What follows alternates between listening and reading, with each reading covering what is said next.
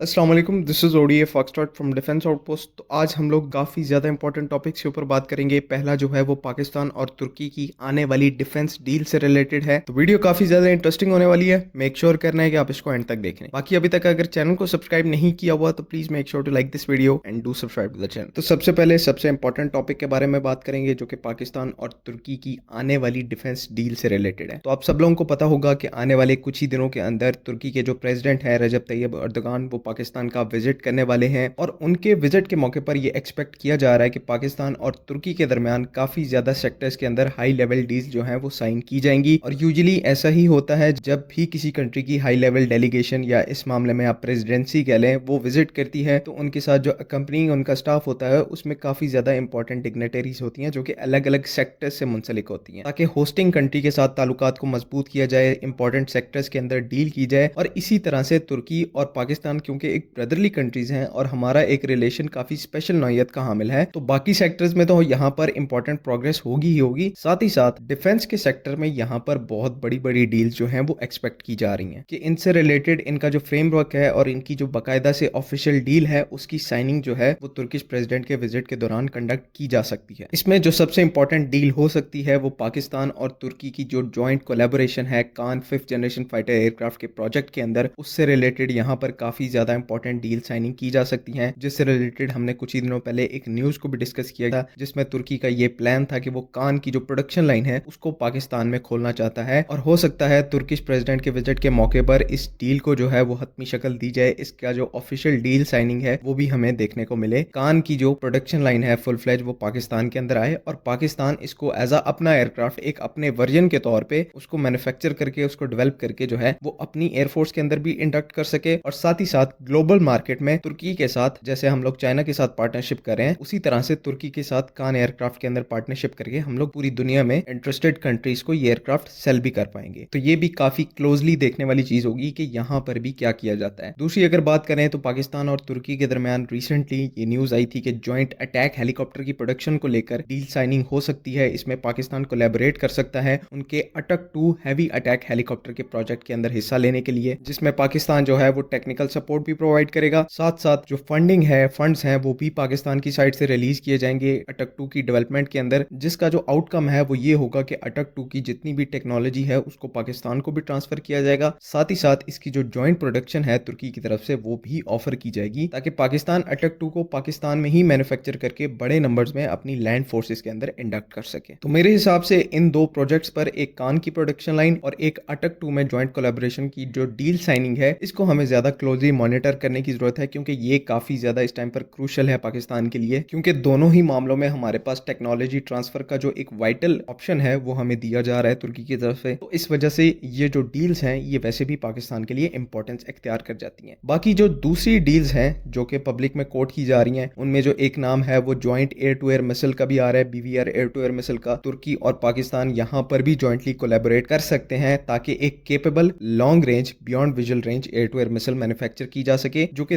दोनों ही कंट्रीज की एयरफोर्स उसे अपनी एक्टिव सर्विस के अंदर इंडक्ट करें। तो ये भी कहीं ना कहीं से हमारे लिए एक काफी ज्यादा इंपॉर्टेंट प्रोजेक्ट है क्योंकि पास्ट में हमें काफी ज्यादा तलख इकदाम उठाने पड़े हैं एयर टू एयर मिसाइल्स के हवाले से, क्योंकि F-16 के लिए हमने काफी ज्यादा बड़े पैमाने के ऊपर एयर टू एयर मिसाइल्स को बाय किया था अमेरिका से, जिनकी जो कॉस्ट है वो काफी ज्यादा थी, तकरीबन 500 के करीब M120 AMRAAM जो है वो हमें बाय करनी पड़ी थी। इसी के साथ साथ जो JF-17 की मिसाइल्स हैं जिनमें PL-12 या SD-10 आती है उसको भी हमें इनिशियली चाइना से इंपोर्ट करना पड़ा था। अब अलग बात है कि कहीं ना कहीं पाकिस्तान में इनकी जो जॉइंट प्रोडक्शन है PL-12 या SD-10 मिसाइल्स की वो हो रही है, लेकिन जो एक कोर चीज है वो ये है कि पाकिस्तान को अभी भी beyond visual range air to air missiles के अंदर इतना एक्सपीरियंस हासिल नहीं है। और क्योंकि आने वाले फ्यूचर के अंदर हमारे 4.5 या फिर 4th जनरेशन के एयरक्राफ्ट की तादाद जो है उसने एक्सपोनेंशियली ग्रो होना है, तो इस वजह से बड़े पैमाने के ऊपर BVR air to air missiles की जरूरत जो है वो पाकिस्तान एयरफोर्स को पड़ने वाली है। तो इसी में बेहतर यही है कि हम लोग तुर्की के साथ मिलकर एक joint local BVR air to air missiles को डेवलप करें, उसको इंटीग्रेट करें ताकि सरमाए की भी बचत हो, हमारे पास टेक्नोलॉजी भी आए और उसको फिर हम लोग अपनी तरीके से फ्यूचर में चाहें तो अपग्रेड कर लें, तो उसमें जो है वो हमारे पास फ्लेक्सिबिलिटी जो है वो एग्जिस्ट करेगी। तो ओवरऑल जिस तरह से मैंने आपको चीजें एक्सप्लेन की कि तुर्की के प्रेसिडेंट का जो विजिट है ये वाला, ये काफी ज्यादा इंपॉर्टेंट है पाकिस्तान के डिफेंस सेक्टर के लिए और हो सकता है इंशाल्लाह इस चीज की पूरी उम्मीद है कि हमें कुछ सॉलिड डील्स जो हैं वो इस विजिट की सूरत में देखने को मिले, जिसकी बिना पर पाकिस्तान का जो डिफेंस सेक्टर है वो और और ज़्यादा मजबूत होगा